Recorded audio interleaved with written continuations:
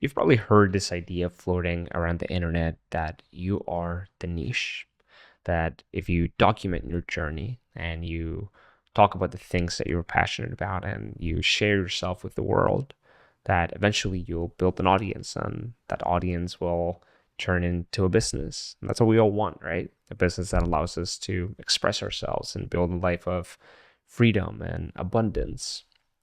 But if you follow that advice of you are the niche and you create for yourself and you talk about the things that you're into, sure, that'll probably build you an audience, but it's not going to build you an audience of people that want to work with you. I learned this the hard way because I followed that advice. I created content that documented my journey. I created content which I now call audience building content that built an audience. And I thought things were working. My follower count was growing, my content was getting engagement, but I wasn't making any sales. And that's when I realized something was wrong. And I went to the drawing board to kind of analyze everything. And it all brought me back down to this question of what exactly is a niche? And the old definition of a niche, it was just a segment of the market. So if you were a fitness coach, your niche was fitness. And that's where people felt a little boxed in because, okay, does that mean that I can only create content about fitness? And this idea of you're the niche kind of opened up that box and said, no, you can create content about anything.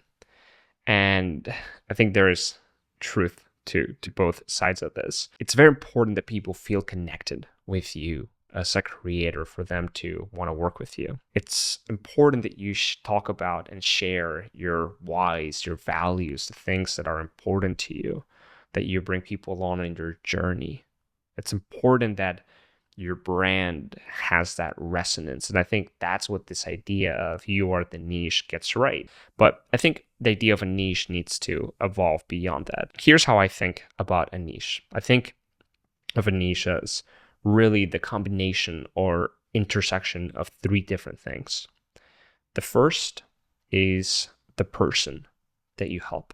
It's very important that we're clear on who that is. Think about you being at a bar and you're talking to a friend and somebody calls out your name. What's the first thing that you do? You look because they're speaking to you.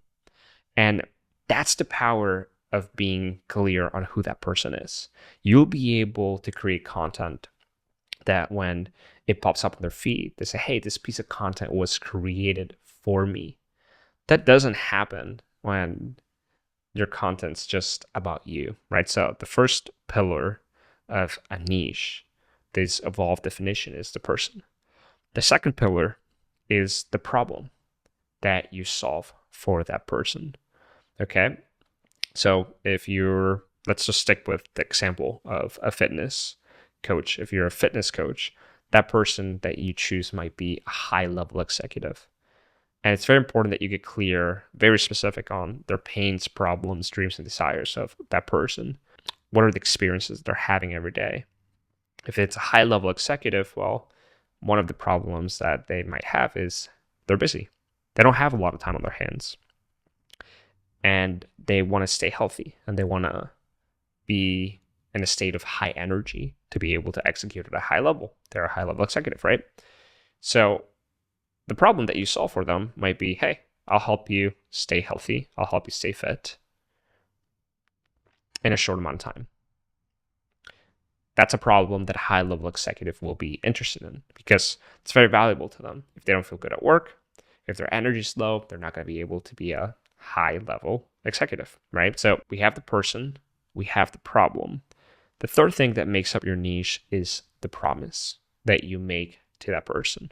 And the promise that you make to that person is that you will solve their problem.